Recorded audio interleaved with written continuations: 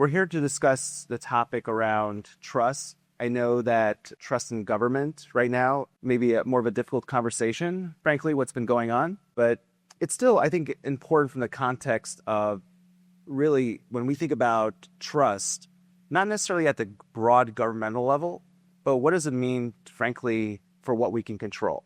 So whatever the agency is, and we're going to hear some great examples. And what I love, I'm so grateful for Martha, Wendy, and Sonia to be talking about, because we're going to be talking about it from a perspective of Martha, and we'll go to introduction shortly, talking about this from a broad governmental level.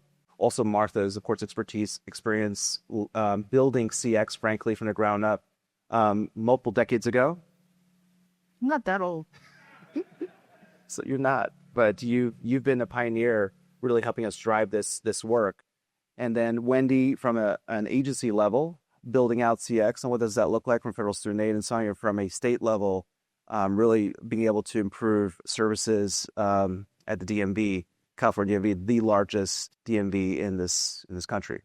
So before further ado, let's a quick introduction. I will start with Martha and Wendy and Sonia. We could, Martha, share a little bit about your background. Martha Dorris. I retired from the federal government a little over 9 years ago, actually getting close to 10 years ago, where I worked at the General Services Administration and introduced the concept of customer experience to GSA and OMB, and they thought I had 5 heads, and I was just speaking French or something. I don't know. General Services Administration and the Office of Management and Budget. And so we kept my office that I worked in, the Office of Citizen Services, did customer service for years.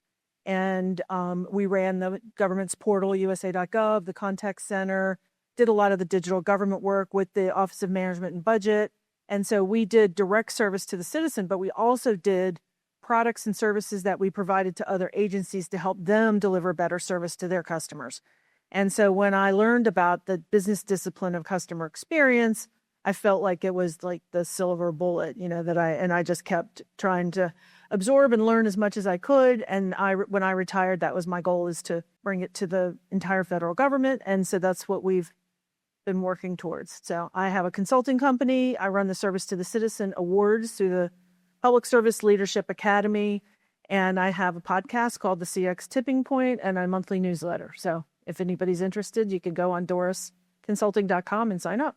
It's got a lot of industry and government people who share. I mean, it's primarily focused on the way the government has adapted customer experience principles. And we've heard a lot around the conference this week about customer experience on the industry side. And you'll see we are looking at it a little differently in the government, mostly out of necessity, because delighting people in the government just doesn't translate well.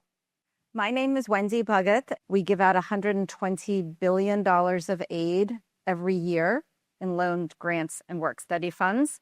We have 40 million customers, and those customers are students, parents, and borrowers. And our relationship with our customers start when they're 17 or 18, filling out this formal document, a government document probably for the first time to get federal aid. And then we want to have a relationship with them all the way through to when they've successfully repaid their loans, which could be 20 years later. So we are managing customers that are have different age ranges and also just different experiences as well. To give you a similar story as Martha was talking about, when I started at Federal Student Aid about 13 years ago, I was in a meeting with the top leadership there, and we were talking about how to implement a new form based on new policy that was given to us by Congress. And I brought up the fact that, well, we need to see, how will this be easy for our customers to read? How will they be able to understand what the policy is and why they need to fill out this form? And the response that I got back was, it doesn't matter, because we are the only people they can come to get aid. And that's where my journey began, because I let them know that there are banks, there are organizations such as SoFi where you can get that aid to go to college. And that began my journey to shift the mindset in this entire organization to now, when I left on December 31st, at that point, we were at a point where any policy was given to us before you create a product, before you create anything around it. My team was at the table with those individuals who are going to implement that policy and create the product or create however we were going to move forward with that policy. So it took over 10 years, but we were able to do it. So there has been progress made in the federal government. Yeah, amazing journey. And that fun fact, federal student aid is, I believe, it was a total about $1.6 trillion of managing. So, that's a very large financial services institution. We're the largest lending institution in the U.S. Incredible. People don't realize that. It's amazing. And arguably, I would say, pretty darn efficient. If you think about, you look at it from a banking perspective, you look at some of the banks around that number, they have 300,000 people. Mm-hmm. And, you have a fraction of that. Yep. To say the least, right? I think we have about 700 to 800 of the height of our, now we're half. 800? So, yeah. Good afternoon, everybody. My name is Sonia Huestis. I'm the Deputy Director, Customer Services Division of the California DMV. About 5 years ago, we were, in the news, just pretty much being kicked while we were down. I don't know if you heard about this little thing called Real ID. And so people were literally passing out in line, waiting to get into the DMV during a hot day. We were handing out water. That was something new. But fortunately, Governor Newsom sent in a strike team, and they came in and they interviewed everybody, and they took a list of all the things that we needed to be able to serve our customers better. And it's been an awesome journey so far. One of those items was to implement a voice of the customer. And we've gone through major reorganization as well. And so I too had a similar experience where we were getting ready to publish something. I asked the question, is anybody going to be able to understand this? That person didn't talk to me for 3 months. Oh my God. So it's a different way of thinking, and it's important that we start changing our mindset, because at the end of the day, we provide service, and our customers just need their product. And our director has us really thinking like retail. Customers need their driver's license. They need to renew their registration. He jokes at how hard we make it for people to pay us. We shouldn't make it so hard. And so I've been part of that team, and we've made a lot of progress, and I'm happy to share more about it during the session. Thank you so much. Thank you. Incredible progress that's been made. I'm just still amazed at a family in San Diego, and I'm proud they share about how it's improved. We've heard a number of folks that have come here from California. They were excited to see you because of they've had a great experience. They want to share with you about it. Martha, I know shared that you, from a whole government approach, right? You've been working at this for a very, very long time. You've seen the evolution of CX, and we're going through this next phase, right? Can you share why this matters so deeply? Why does CX matter so deeply, especially as we're going through this movement around efficiency, and how this drives up the operational efficiency of across agencies? So thank you, Lee. Great question. As we, the elephant in the room is the government's just being torn apart, right? Plainly, you see it on the news, and it's probably worse than you see on the news if you're not in the DC area. But citizens do deserve a government that is efficient, effective, and responsive. And customer experience has all of the tactics and strategies that can be used to create the kind of government that people want, need, and expect. And so I think when you are looking at, the pieces and the disciplines of it around being a customer or citizen-centric government, we've talked about customer and citizen-centric government for 20 years, but the customer experience work that's been done has forced agencies, and especially at the federal level, the high-impact service providers, to identify who their customers are, to look at what they expect, to do, regular check-ins and feedback on the experience that they're having, and to get feedback on the experience that people are having and be able to understand and identify the pain points that they're having allows you to invest your limited resources in areas that are going to have the greatest impact to your customers. Just getting agencies to identify who their customers are has not been an easy thing. And it's, there continues to be, as more agencies adopt these principles. I don't actually, it's kind of controversial, but I try not to even use the term CX at the federal level, especially with new people. We have lots of new appointees coming in who think about customer experience from a commercial standpoint. They think about it from, when they were, getting their coffee at Starbucks, or they were going into the Ritz-Carlton and they had Diet Cokes in their refrigerator, and, they go to Nordstrom's and people were taking care of them. But that's not how it is, what is driving people in the government. It's about this efficient and effective service. Do they get what they need when they need it, anytime, anywhere, on any device, and they are able to accomplish the problem or solve the problem that they have and move on. They don't really, there's not many people who just call government contact centers because they just need somebody to talk to. It's not that they don't, but when they pick up the phone to call, they want to get their answer and they want to move on. I mean, there's a lot of things that are being under this umbrella around digital first, but not digital only. And we know that's the least expensive channel. So helping agencies to understand what matters to your customers, which is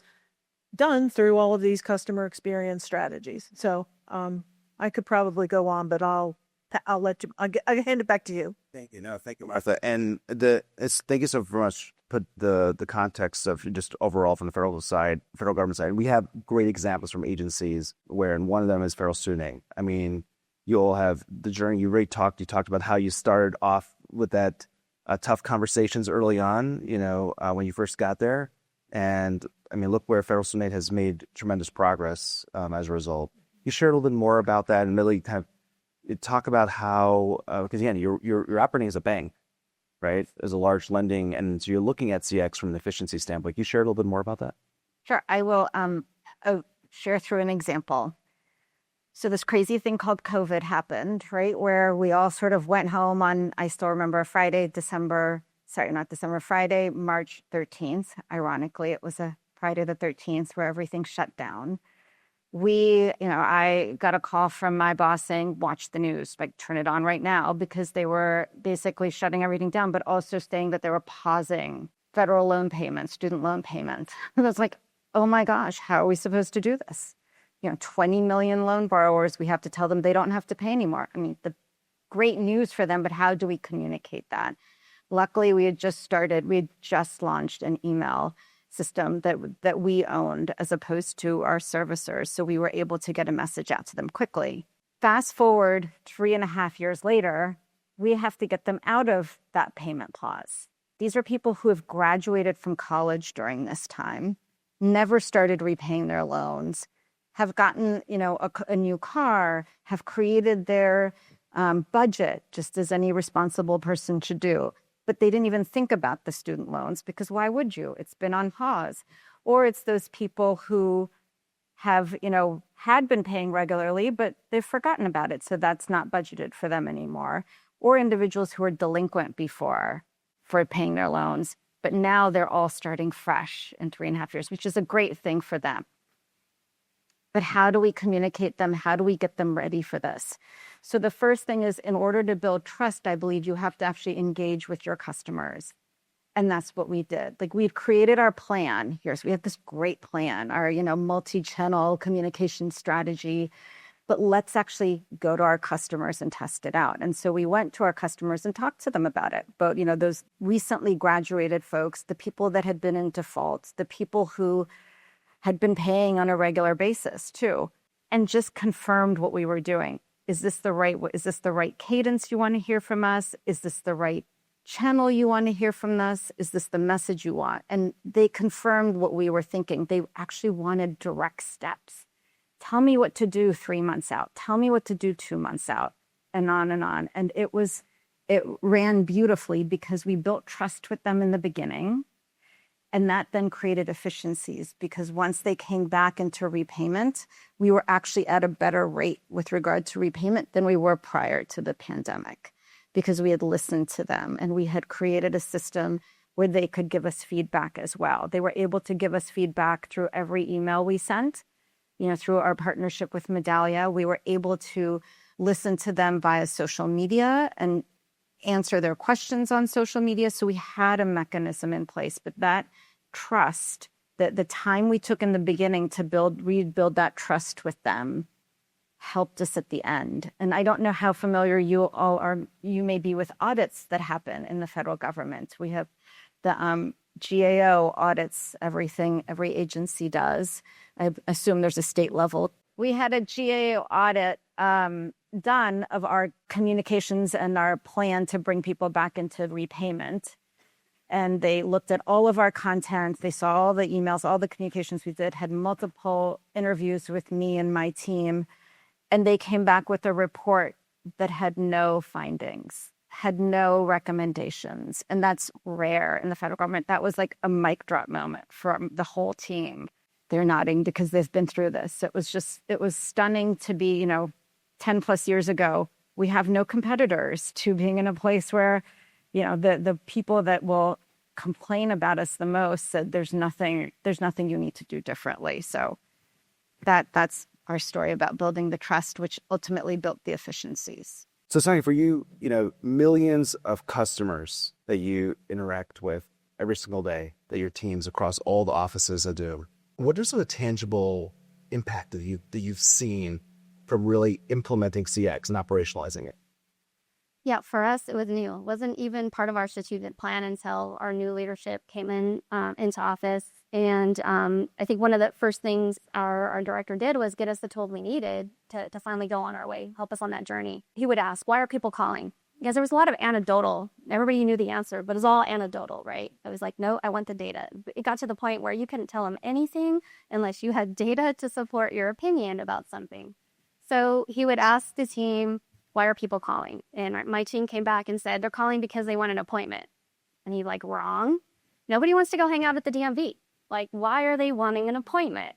So we kept digging. And, now I can tell you 9% of our customers are calling because they need to renew their registration. And then I can break down that 9% into 40% of those customers are calling because they can't renew online. Okay, well, why can't they renew online? So we kept digging and digging. And we also hurt some people's feeling, right? We were like, the website doesn't work. And when you said that to the website here, it doesn't necessarily go over well. You feel like you're telling them their baby's ugly, something rude. They take it very personal. And at the end of the day, the director would remind them all, I was just the messenger. Don't shoot the messenger.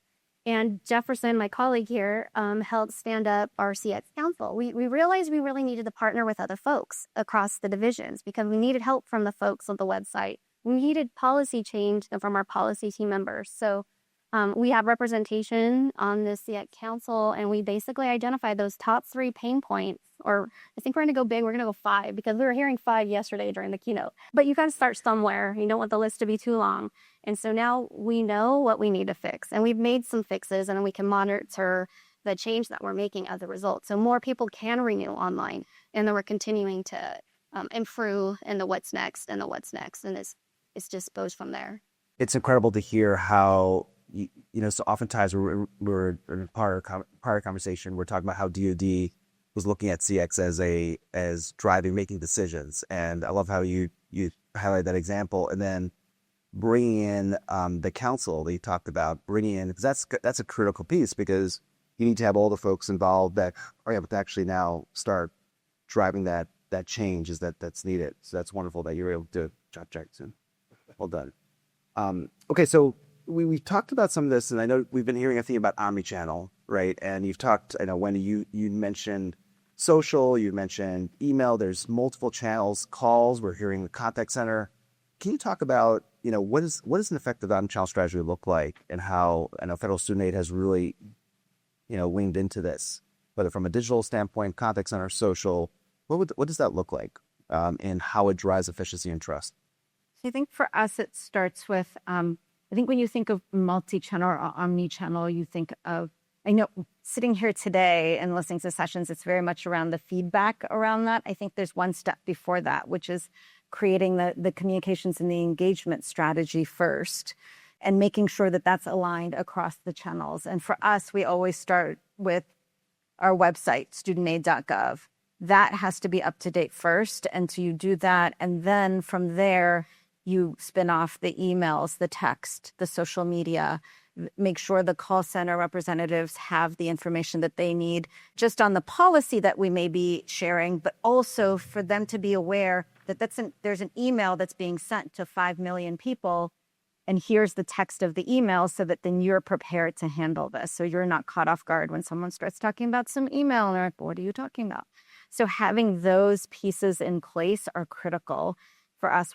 So we have all that in place, we launch a campaign, and then we start getting the feedback, either from surveys, from our emails, or things on our website as well. Was this page useful or not useful? Or if someone went through a tool on our website, there's a survey at the end, and you bring all those together to get the voice of the customer. So those are mostly the digital pieces.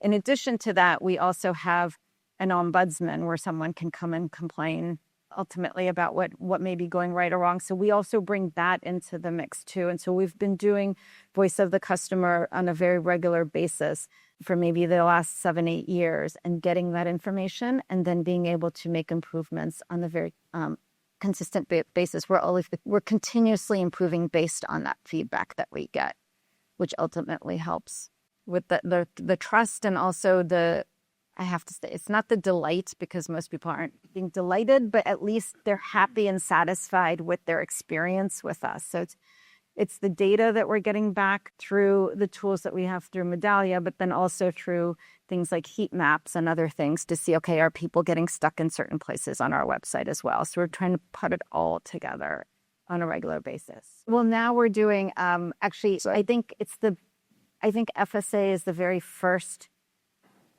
office within the federal government that's using Medallia speech to be able to capture everything together and then look at that data to then see, okay, where are their pain points based on a certain subject, whether it's repayment options or it's FAFSA. So you're pulling in data through surveys, complaints, and the CSR chat. So everything's coming together. So we're constantly trying to improve the experience. So I know USD as well and HUD, others are looking at doing this too, which is great. It's great to see the federal government starting this. And I know, and Sonia, from your standpoint, you're looking at omnichannel as well. Right. When we, 5 years ago, we were pretty much voice, mail, and in-person, right? And in-person being very expensive channel. And then as a result, some of the strike team efforts, one of the asks that we had was, can we, one, we needed a CRM desperately because we had no idea who was, what channel you came through. But we had no history, call history. It was a horrible customer experience. So we asked for just live chat and CRM. We weren't trying to be greedy. So today we have live chat, we have a chat bot, we're monitoring social media, everything voice is run through our CRM. We're not 360 yet, but we will be in the next year or two. I think we're everything but mail and field office, which those are large channels, but you have to start somewhere, and it's too hard most of the time to do the big bang. And we'll take what we can get, right? Some information is better than none, especially when we also have a customer care team that handles all of those escalations, right? Where people get so frustrated, they're emailing the director or they're emailing our governor directly. Obviously, those folks, we want to make sure that we resolve those issues and then look at the why that they're calling and what can we do to resolve it. So yeah, we've come a long way. And all of those service channels, even the ones that are connected to our CRM, like the field office, and you send out SMS or email surveys to get feedback. So we do send an email survey to every single customer at every single touch point, just because we want to get that customer feedback continuously, so we can continuously improve. That's outstanding. And, Martha, we've talked a lot about, omnichannel, right? So there's this whole movement, and we're seeing this, government is looking to modernize, right? We know this. Why is it important? Why is it important to do this? When you talked about, the delight situation, right? But why is it important for us to be able to really connect the dots across all, from an omnichannel standpoint, across all these pockets of excellence? We have a whole new leadership cadre coming in and getting people, and we've done this over and over again. So I've been through several administration changes. We have new leadership changes. And just to understand why customer experience and improving the services that you deliver to your customers are important and what are the benefits of it. And to me, that's like the first step. The second step is, how do you make decisions? How can you make decisions if you have no data to make decisions on? So I think getting feedback. I mean, and I work with people who had offices overlooking the mall and, thought that USA.gov is great and wonderful because we built it. But you cannot make decisions without getting the feedback from customers so that you can really know what they're facing, what their issues are. So that was one of the first things that we did was we created a survey at the time. This was 15 years ago. And we went out and I had created my own customer experience index. And so they got a score of 52. They were in shock, right? And that was what really turned them around to knowing why did they get a score of 52. And I think, so to me, the bottom line is getting this omni-channel feedback and really getting people from the outside, to your customers, to give you that feedback, gives you that and the answers that you need to be able to do strategy and prioritize your resources. In addition to the top 3 items I was to earlier, one of the other things that I found with, in addition to the customer, was our agents weren't necessarily empowered to do the job we hired them to do. So we kicked off an empowerment campaign, and that basically upskilled them for one. We realized we also needed some higher classification, so it created, and I'll kind of deviating a little bit here, but it created a mobility for them too. So those were some of the bigger takeaways because some of our old policies didn't make sense anymore. And so our agent wasn't necessarily able to resolve the customer's issue. So there were some of the Medallia surveys where we could see where we're not resolving the customer's issue. We look at the why. So that was one of the items too. And then the detractor data, right? What is it that went sideways or went wrong? And then we're also in the middle of the modernization. So I think the good news is, we can't necessarily do right now, we can roadmap for later. Back to the baby's ugly. Everybody hates our chatbot. Everybody. And our scores are super low. I will say really good at, getting you to the right page of our website, but that's it. But the good news is we have the roadmap behind us, right? We know 2 things from our data. One, they want it to be conversational. And then some companies are doing it, right? So now there's kind of an expectation that I could talk to a bot and the bot could talk to a right person. They also want information about their stuff. Where's my driver's license, or how do I renew my registration? Actually, just yesterday, I was talking to somebody at a table. She has motorbikes, and she was having some problems, right? So we have to make it easier.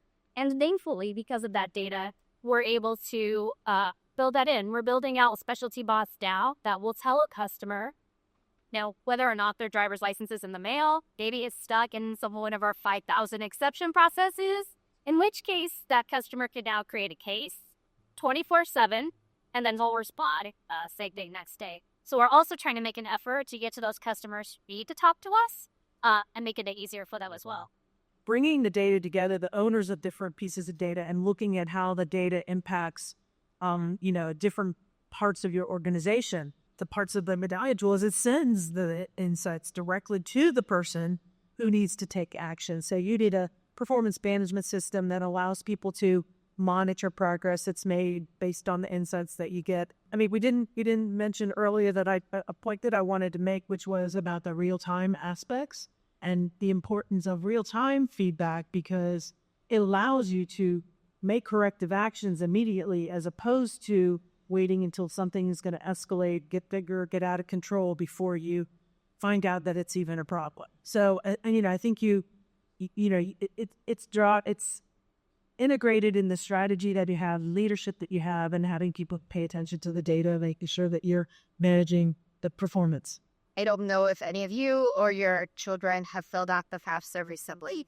That was not a really good rollout. So last year it was a reputational hit, more than we never ever had. And we had a lot of fixing to do. Let's be transparent with our customers. Let's be transparent with our partners, the schools, and then out there working with us at this.